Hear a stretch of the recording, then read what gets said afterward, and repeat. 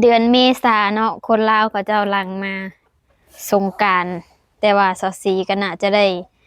ลงไปประเทศไทยพอดีชนกันต่ำกันระหว่างคนกำลังมาเนาะทุกคนช่วงสงกรานต์เอาสอสีจะไปใส่เออเนาะคลิปนี้ก็มีคำตอบเดี๋ยวสอสีก็จะมาเล่าสู่ฟังเนาะทุกคนเนาะก่อนอื่นก็ขอกล่าวว่าสบายดีสวัสดีพ่อแม่พี่น้อง FC เบิร์ดทุกคนเด้อเนาะเป้าสุดเจ้าเลย คันว่าหลายคนรับชมคลิปสาวสีก็คือจะมีหลายคลิปอยู่เนาะที่ว่าสาวสีบอกว่าจะไปทำงานฝั่งไทยแน่แต่ว่าล่าสุดนี่ว่าจะไปอันนั้นเนาะไปขึ้นทางเหนือของประเทศลาวว่าจะพา FC ไปเบิงอ่าทุกหม่องทุกแจว่าอะไรกันเนาะของประเทศลาวเพราะว่ามันเป็นความตั้งใจเนาะความตั้งใจความฝันข่อยอีกความฝันหนึ่งที่แบบว่าในชีวิตเจ้าของนี่อยากไปอันเบิ่งหลายๆบอนแล้วก็อยากไปเบิ่งให้มันครบในประเทศลาวเนาะถึงว่าบ่ได้ไปอันประเทศนอกเมืองนอกหรือไปเที่ยวทางอื่นคือหมู่นะแต่ว่าขอให้แบบได้เห็นกับหูดูกับตาในบ้านเจ้าของอย่างที่ในประเทศเจ้าของจังซี่นะความฝันเนาะแล้วก็อยากไปเบิ่งขับรถไปหลายๆที่หลายบ่อนเนาะทุกคนก็มันเป็นอีกหนึ่งความตั้งใจนะทุกคนก็ซะซีก็คิดว่าน่าจะมีหลายๆคนที่แบบอันแบบโอ้ยไกลกันเนาะไกลทุกคนเลยเชอ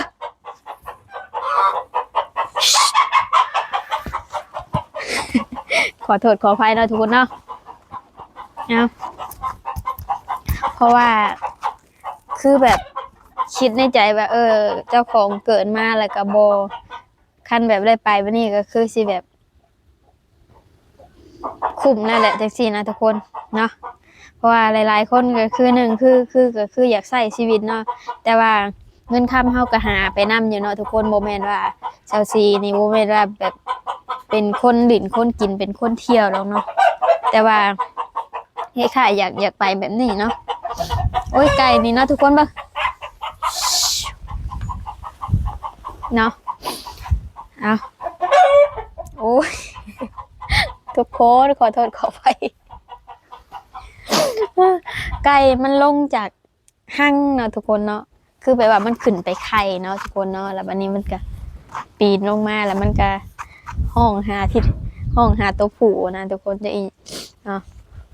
นั่นแหละทุกคนเลยคือคือจะเป็นไม่ว่ากลับไปกลับมาตอนนี้ก็จะสีแบบคิดมีการปรับเปลี่ยนแผนหน่อยหนึ่งเนาะทุกคนเนื่องจากว่าอ่าน้ำมันแพงยังบ่พอและก็น้ำมันขาดอีกปานนี้เนาะทุกคนซึ่งอ่าขึ้นไปทางภาคเหนือเนี่ยแบบเป็น30 กิโลถึงพ่อหมู่บ้านหนึ่งมีแต่ผู้นะทุกคนแบบอันหมู่บ้านมันห่างกันอยู่แล้วแถมน้ำมันนี่แพงเนี่ยก็แพงนี่ก็เพราะว่าอาจจะพ่อเติมได้แต่ว่าย่านน้ำมันขาดเนาะทุกคนเนาะอืมแต่ว่าคำว่าน้ำมันแพงนี่สิยังบ่อยากไหวปานใดเนาะแล้วก็กับน้ำมันขาดทุกคนเลยเพราะว่าชาวซีไปปากซองเนาะไปงานแต่งเขาเมื่อกี้นี่ขี่ผ่านปั๊มนะน้ำมันเบิดชาวซีเห็นป้ากันเนี่ยชาวซีก็มานั่งคิดนอนคิดนะว่าพันเจ้าของจะไปจังซี่ถ้าเกิดเจอแบบซี่นะน้ำมันเบิดนะคือสิยากมันติดอยู่ที่น้ำมันเนาะทุกคนพออย่างคือแบบว่าเฮาจะเอาไอขวดน้ำเป๊ปซี่นี่ไปเติมเขาเจ้าตั้งกฎไว้ก็คือบ่ให้เติมเอามีแต่ใส่แต่รถอย่างเดียวเนาะทุกคนเนาะเขาเจ้าบ่ให้ใส่แกลลอนหรืออันขวดอีหยังสักอย่างหนึ่งเขาบ่ขายให้เลยทุกคนเลยเนาะคันว่าเฮาอยากซื้อแบบเฮาไปอยู่ใช้อยู่ไปบ่อนใดบ่อนหนึ่งเฮาอยากซื้อสำรองไว้เฮาใส่ขวดไปนี่เขาเจ้าบ่ขายให้เลยทุกคนเลยนั่นแหละที่แบบหนักใจสุดๆ เพราะว่าในการเดินทางนี่น้ำมันนี่เป็นปัจจัยหนึ่งเลยปัจจัยสำคัญเลยเนาะในการเดินทางคันบ่มีน้ำมันเฮาไปต่อบ่ได้เลยทุกคนนั่นแหละตอนแรกก็ว่าจะไปเนาะคือนี่แหละคันว่าไปนี่จะสิต้องเดินทางนั่นแหละมื้อนี้ต้องเดินทางแล้วก็พักแล้วก็ไปนั่นแหละแต่ว่าอันเปลี่ยนแผนเนาะก็คือน่าจะสิ้นเดือนนี้ยันพ่ออยู่ที่ประเทศไทยเนาะทุกคนเนาะ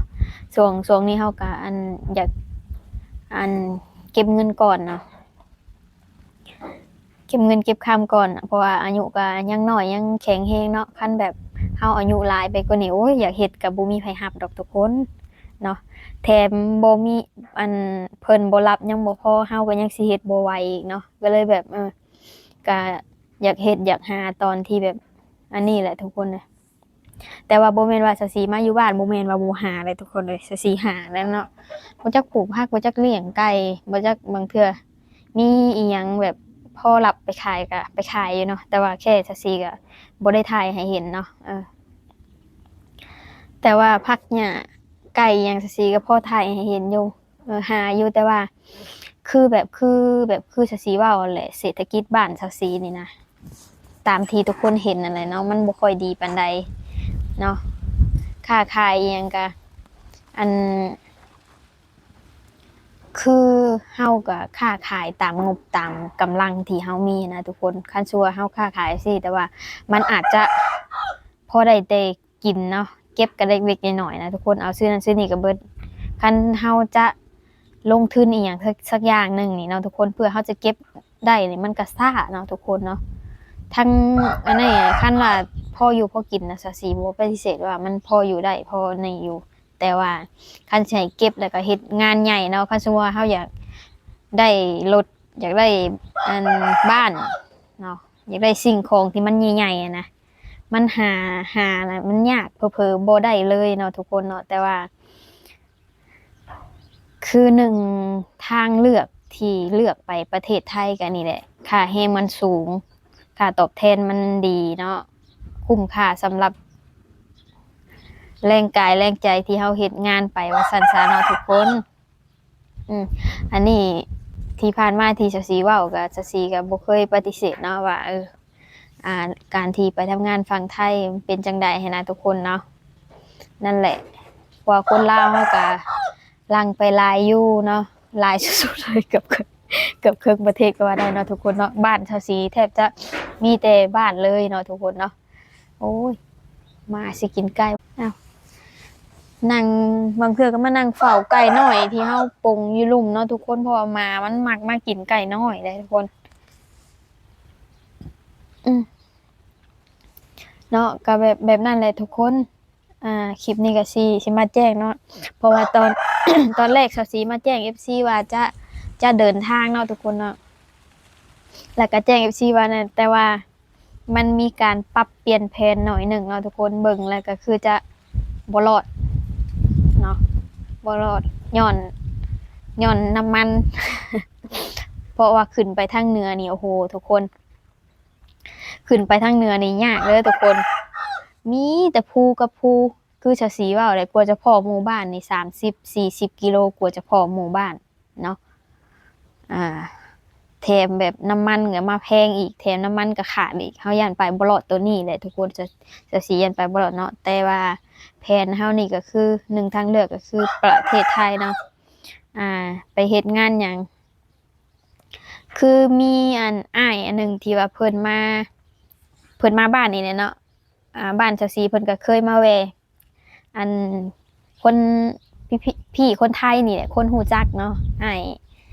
ยก็อยากว่าอ้ายแบบรู้จักกันก็ว่าได้เนาะเพิ่นมาเฮ็ดฟาร์มหมูให้แล้วก็รู้จักกันคุยกันร่วมกันเนาะเพิ่นก็เลยถามไทยมาว่าเนาะเพิ่นก็เว้าไว้ว่าชวนไป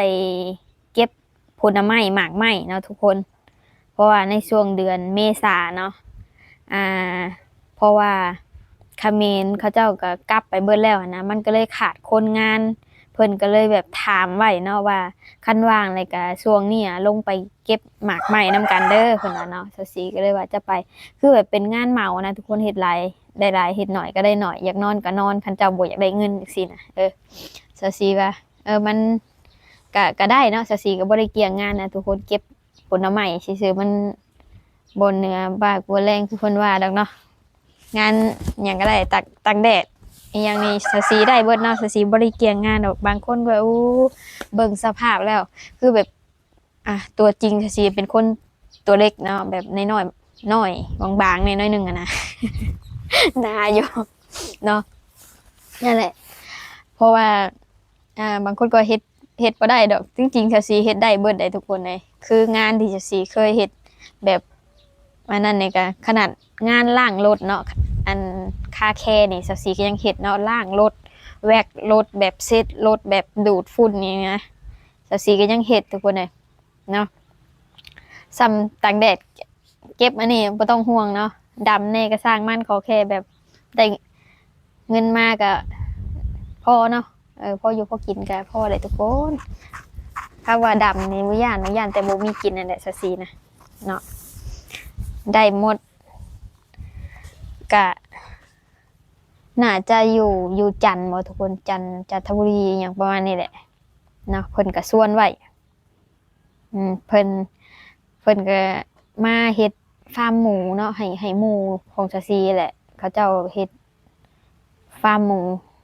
เพิ่นมาเฮ็ดให้เพิ่นก็อยู่หลายมื้อทุกคนจนเท่าเฮ็ดแล้วเนาะเท่าเฮ็ดแล้วเพิ่นก็เมื่อแล้วก็เฮาก็ฮู้จักกันคุยกันบัดนี้ค่ะทุกคนเลยแต่ก็ยังดีที่แบบเฮาฮู้จักนิสัยใจคอกันเด้ทุกคนบ่แม่นว่าติดต่อมาทางโทรศัพท์แล้วกันชวนไปแล้วก็ซาซีก็จะไปโลดเนาะทุกคนเนาะเนี่ยฮู้จักกันอย่างดีเนาะก็จะลองเบิ่งทุกคนเลยเนาะแถมน้ำมันก็แพงอีกคันว่าให้หน้าก็คือจะบ่ได้อยู่เฮ็ดเนาะทุกคนให้เขาเจ้าเฮ็ดหน้าเฮาก็เอาเข้านํเขาเนาะคือแบบให้เขาเฮ็ดหน้าเฮาเขาก็แบ่งเข้าให้เฮาค่าหน้าเฮาที่เขาเฮ็ดไปหันนะเพราะว่าจะสิสั่งน้ำหนักเบิ่งแล้วก็คือน้ำมันมันก็แพงอยู่แล้วนะทุกคนเฮ็ดซื้อมาเฮ็ดหน้าอีกเพื่อเหือแฮงเฮาได้มาอยู่แต่ว่ามันก็ เบิ่งแล้วคันชัวเฮาหาเงินอาจจะมา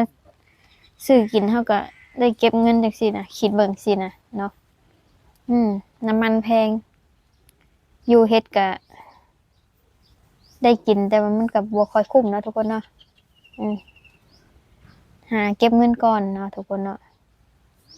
คำให้หน้าตะกร้ามันก็บ่ได้บินหนีไปทางใดมันก็อยู่คงที่แหละทุกคนเนาะยามเฮาพร้อมเฮาจังอันนั้น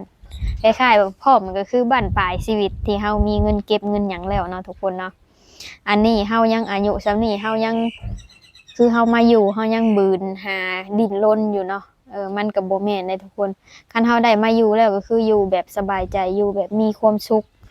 มีเงินในกระเป๋ามีเงินซื้ออยู่ซื้อกินเนาะเลี้ยงตัวเองได้หั้นนะทุกคนเลี้ยงครอบครัวได้เนาะสำหรับชาวซีนนะก็คนก็คิดบ่คือกันเนาะทุกคนเนาะเอาก็มีแจ้งไว้แต่ซ้ำนี้แหละเนาะทุกคนอันนี้ก็จะให้มันเบิดเดือนนี้แหละทุกคนน่าจะ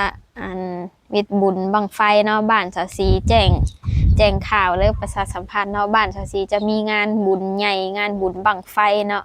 งานประจำปีอะไรทุกคนเลยเนาะเพิ่นก็จะเฮ็ดทุกๆปีบางปีเพิ่นก็อาจจะบาปีนึงแล้วก็ไปเฮ็ดอีกปีนึงเนาะ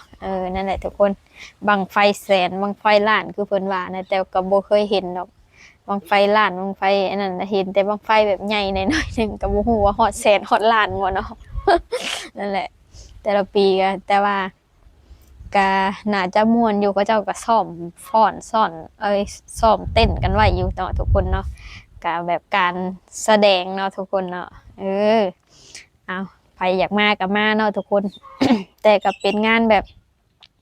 บ้านนอกตามโซนบทเฮาทุกคนเลยมันก็บางคนก็อาจจะว่าบ่ม่วนบัดแต่บางคนก็อยากมาเบิ่งฮีตของประเพณีบ้านเฮาเนาะว่าเขาเฮ็ดจังไดเนาะทุกคนเนาะสำหรับคลิปนี้ก็บ่มีหยังหลายเนาะทุกคนเนาะก็ซาซีก็มาแจ้งอีกเทื่อนึงเนาะจักหน่อยบอกว่าสิไปพุ่นแบบคือแบบเห็นอยู่ไปฝั่งไทยคือว่าใช่ว่าสิไปอันฝั่งไทยคือว่าเห็นอยู่พี่สินะซาซีก็คันแบบมันมีการ เปลี่ยนแผนนี่หยังซาซีก็จะมาแจ้งให้ FC ฮู้เนาะทุกคนเนาะเดี๋ยวจะว่าซาซีเว้าบ่ตรงจังซั่นซี่เนาะทุกคน เอ้าสำหรับคลิปนี้ก็ฝากเป็นกำลังใจเนาะทุกคนเนาะกดไลค์กดแชร์กดติดตามคือเก่าเด้อเพื่อเป็นกำลังใจให้ซาซีเฮ็ดคลิปต่อๆไปเนาะทุกคนเนาะสำหรับคลิปนี้ก็ขอตัวลาไปก่อนเด้อบ๊ายบายสวัสดี